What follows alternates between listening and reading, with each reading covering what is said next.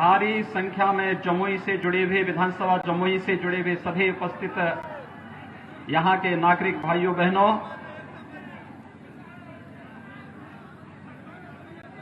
मैं इस पौराणिक धरती को नमन करता हूं। जो उत्साह आप सबने इतने पूर्वाहन में ही दिखाया है, वह उत्साह हम सबके लिए बहुत बड़ा सम्मान है। भाइयों बहनों,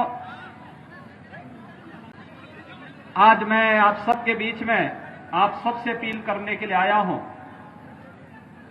आप सब जानते हैं कि भारतीय जनता पार्टी की जो प्रत्याशी हैं सुश्री श्रेयसी सिंह जी, उनका अपना स्वयं का व्यक्तित्व है। देश का और बिहार का नाम, जमुई का नाम उन्होंने देश और दुनिया के अंदर तो रोशन किया ही है,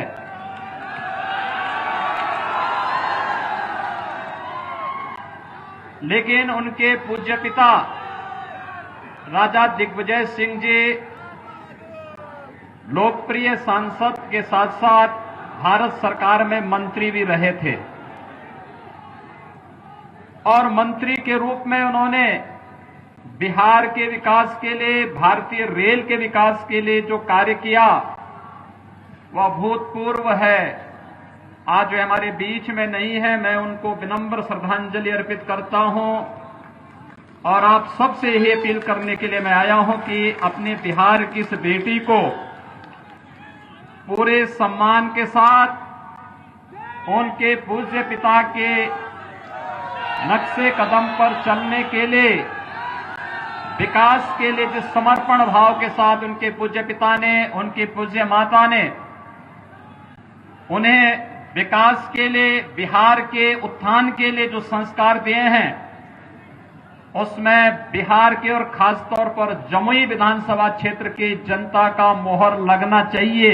ये अपील करने के लिए मैं आज आपके बीच में आया हूं।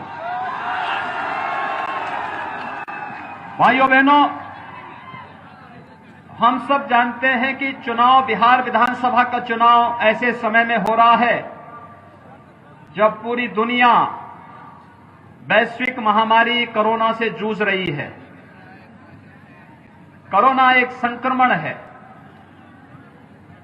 आपने कल देश के आदरणीय प्रधानमंत्री श्री नरेंद्र मोदी जी का देश के नाम संदेश सुना होगा। उन्होंने एक ही बात कही, जब तक दवाई नहीं तब तक ढिलाई नहीं।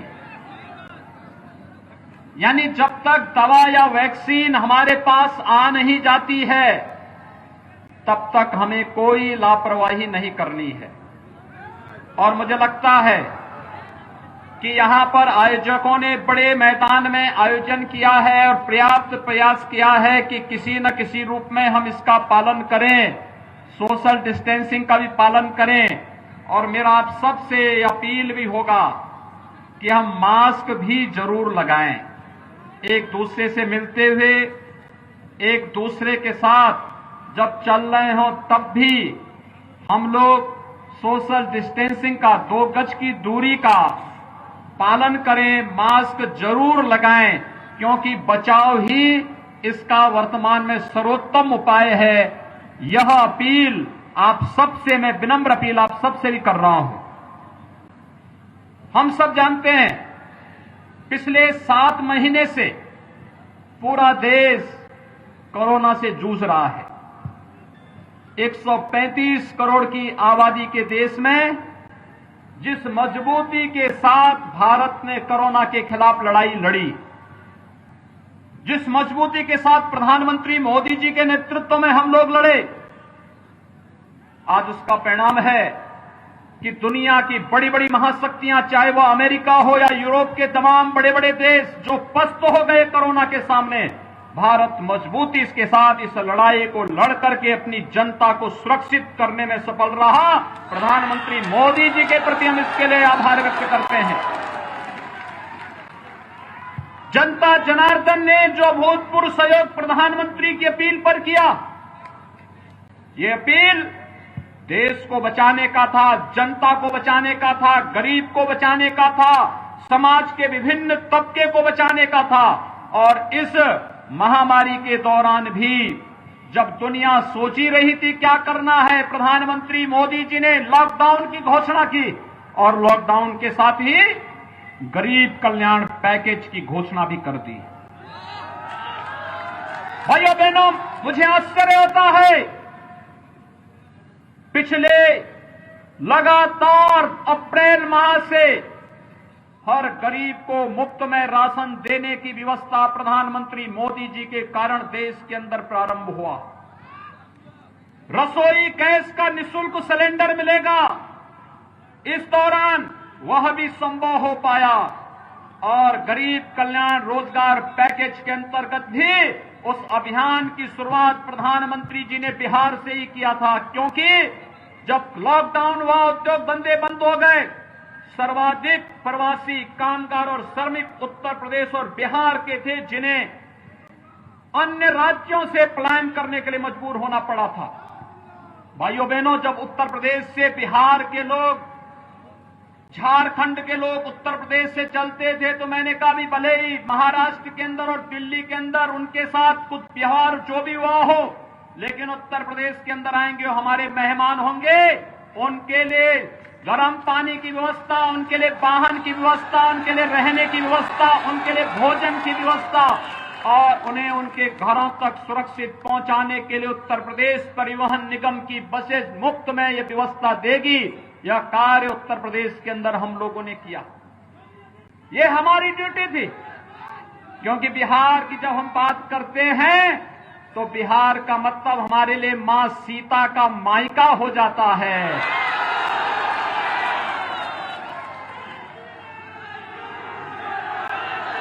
और इसलिए मेरा ये दायित्व बनता है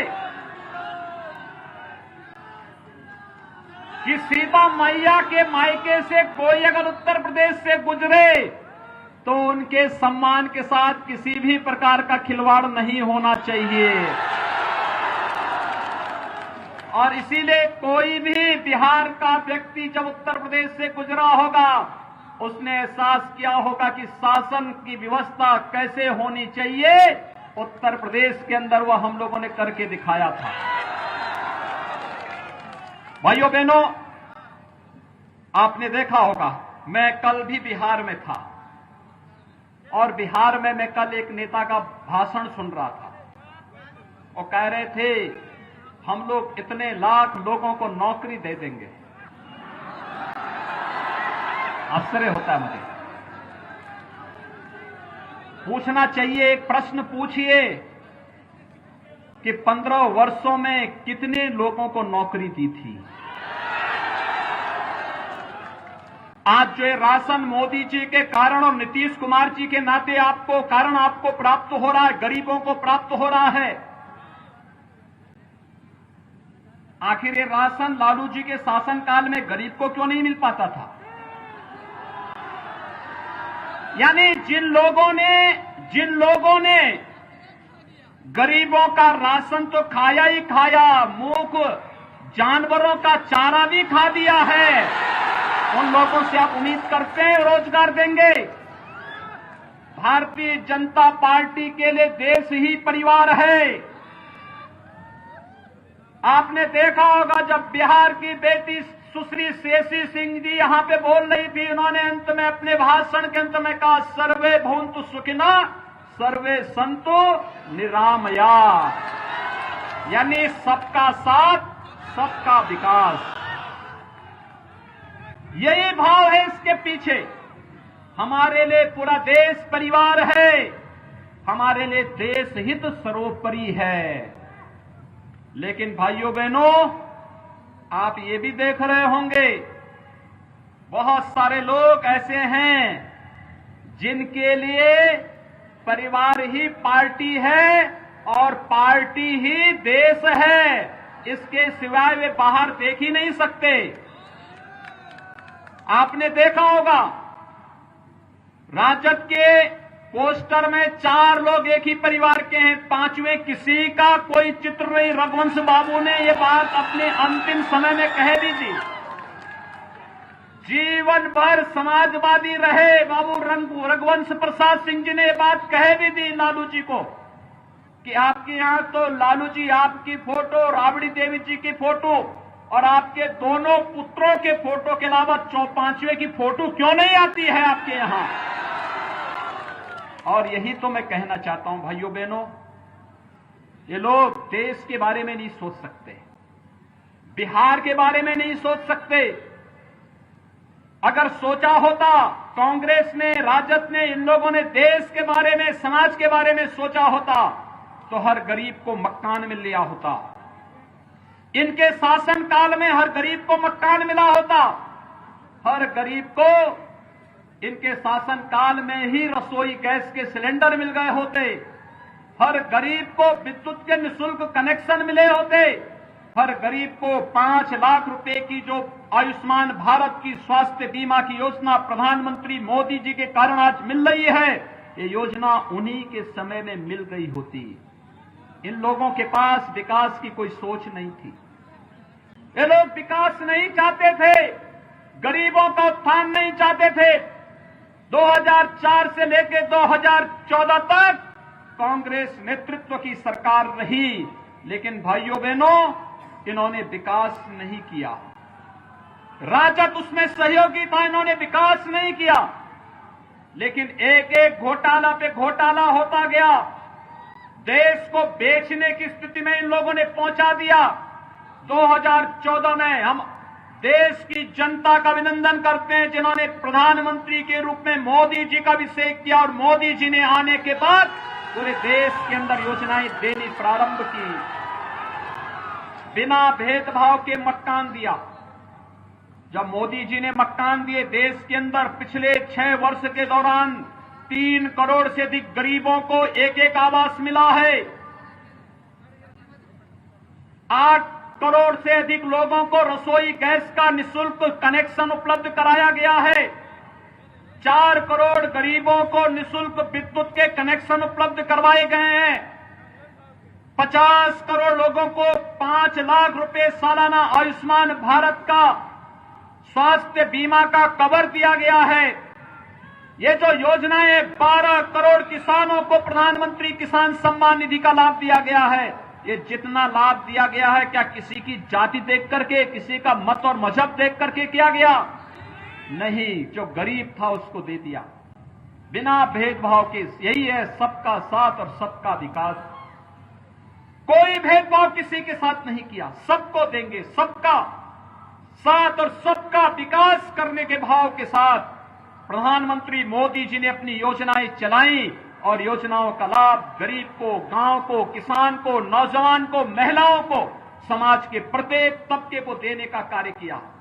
भाइयों बहनों, जो भारत का हितैषी है वह हर व्यक्ति आज प्रधानमंत्री मोदी जी के साथ कदम से कदम मिलाकर के चल रहा है,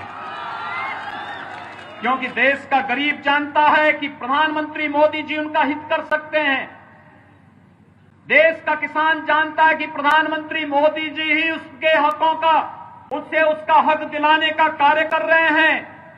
देश की माताएं और बहनें समझ रही हैं कि प्रधानमंत्री मोदी जी के कारण ही आज उन्हें सम्मान मिल रहा है, और देश का नौजवान भी जान रहा है कि देश में नौजवानों का हित भी प्रधानमंत्री मोदी जी के कारण ही सुरक्षित है। कांग्रेस क्या कर रही है? अभी कांग्रेस के एक नेता का बयान आपने पढ़ा होगा, सुना होगा, वह पाकिस्तान की तारीफ कर रहे हैं। इस समय 2 ही लोग पाकिस्तान की तारीफ करते हैं, या तो राहुल गांधी या ओवैसी। मान रहे हैं ना? क्या इन दोनों से देश के हितों की कोई कल्पना आप करते हैं क्या?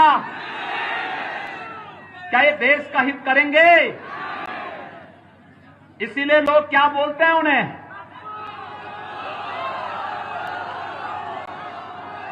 भाइयों बहनों, ये लोग कभी देश के हित के बारे में नहीं सोच सकते। देश के दुश्मन जो भारत के अंदर आतंकवाद फैला रहा हो, जो उसके हित की बात कर रहा हो उससे उम्मीद ही क्या कर सकते हैं आप। और इसलिए भाइयों बहनों, आज मैं आपके बीच यही कहने के लिए आया हूं।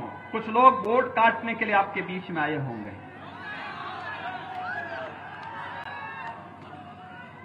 उनके लिए देश का हित नहीं, उनके लिए बिहार का हित नहीं, उनके लिए स्वयं का हित महत्वपूर्ण है।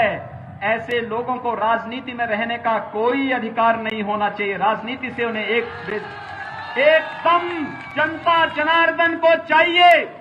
लोकतंत्र में जनता जनार्दन का स्वरूप है और जनता को चाहिए कि ऐसे लोगों को अपना जनार्दन का स्वरूप दिखा करके राजनीति के हाशिए में फेंकने की आवश्यकता है।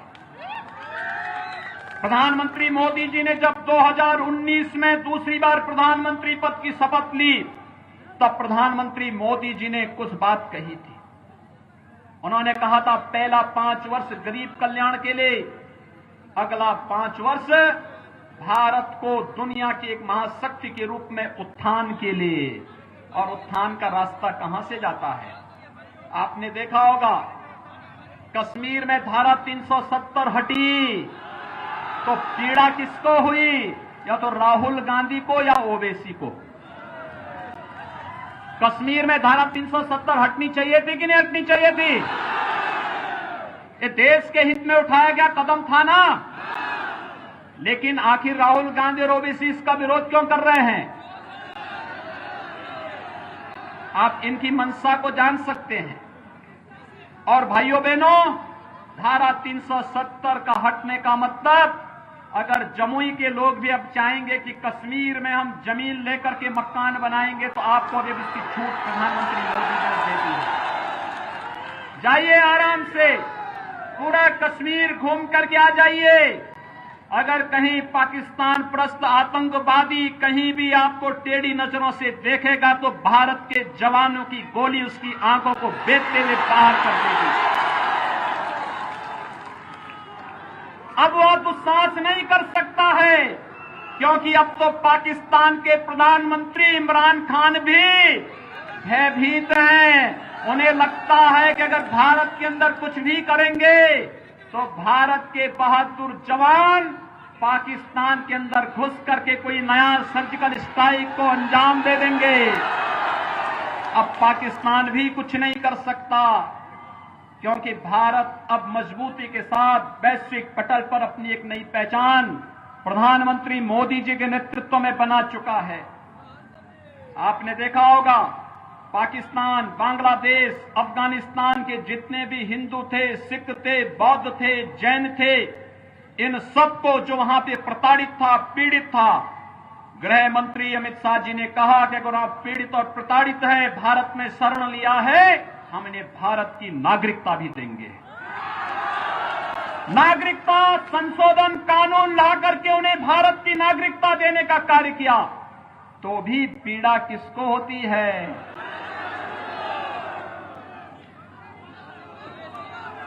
और पिछली बार लोकसभा चुनाव में जब मैं बिहार आया था, तो बिहार के लोग मुझसे एक बात पूछते थे कि आप उत्तर प्रदेश के मुख्यमंत्री हैं। मैंने कहा कि बताओ कि अयोध्या में भगवान राम का मंदिर कब बनेगा? उस समय मीडिया से जुड़े हुए कुछ लोग मुझसे पूछ रहे थे कि आप लोग कहते हैं कि मंदिर वहीं बनाएंगे, लेकिन क्या तारीख भी बताएंगे? मैंने कहा चिंता मत करो, अब तो हम लोग भाइयों बहनों, मैं आप सबसे कहना चाहता हूं, तारीख बताएंगे नहीं, तारीख में बता करके हम लोग भगवान मोदी जी से भगवान राम के भव्य मंदिर का शिलान्यास भी करा करके आ गए हैं। भव्य मंदिर का निर्माण अयोध्या के अंदर चल रहा है। 492 वर्षों की कसक को मोदी जी ने पूरा करते हुए अयोध्या में भगवान राम के भव्य मंदिर के निर्माण का कार्य भी प्रशस्त कर दिया है। और इसलिए भाइयों बहनों, आज मैं आप सबसे कहने के लिए आया हूं, कोरोना कालखंड था, मैं नहीं तो बिहार के हर विधानसभा क्षेत्र से और हर गांव से लोगों को बुलाने वाला था अयोध्या। क्या आप आइए अयोध्या में, अयोध्या में भगवान राम की यश और कीर्ति के अनुरूप उनका भव्य मंदिर का निर्माण भी होगा और प्रधानमंत्री मोदी जी के नेतृत्व में भारत दुनिया के अंदर इस यश और कीर्ति को कोने कोने में पहुंचाने का कार्य करेगा।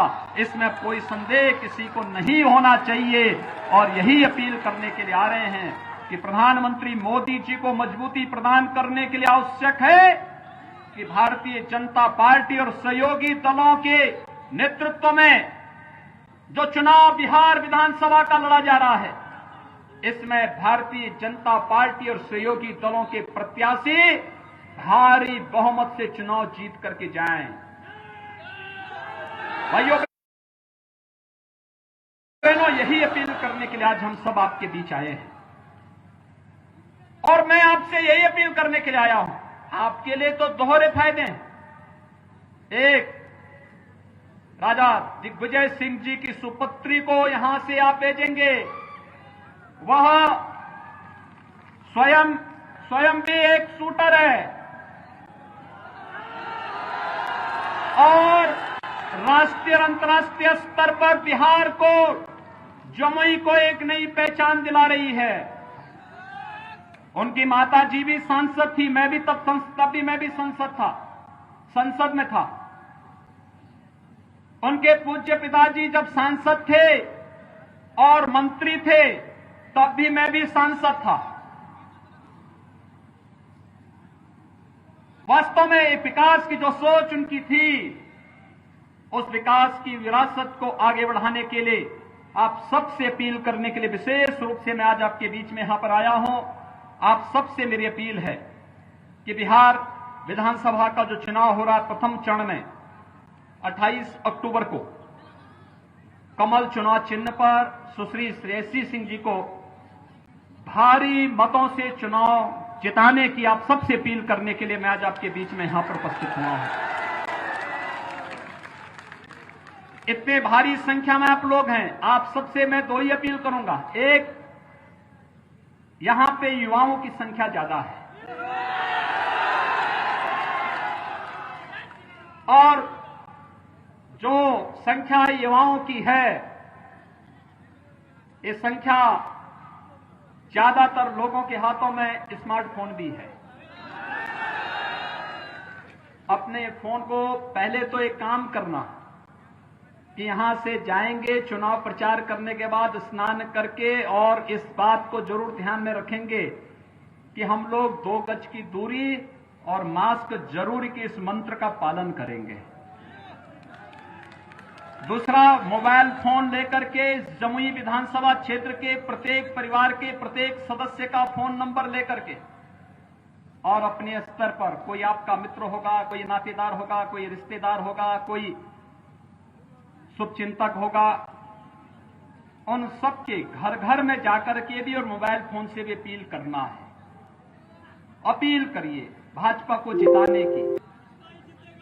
बिहार के अंदर भी जहां भारतीय जनता पार्टी जदयू गठबंधन के प्रत्याशी हैं, उनको जिताने की प्रयास होना चाहिए। भारी बहुमत से चुनाव जीत करके जाएंगे। बिहार को फिर से कुशासन की ओर नहीं आने देंगे। विकास और सुशासन का बिहार का मॉडल, इसे आगे बढ़ाने का कार्य करेंगे। यही अपील करते हुए मैं आप सबसे 28 अक्टूबर को सुश्री श्रेयसी सिंह जी को कमल चुनाव चिन्ह पर भारी मतों से विजयी बनाने की अपील करते हुए वाणी को देता हूं विराम। जय जय श्री राम, जय जय श्री राम।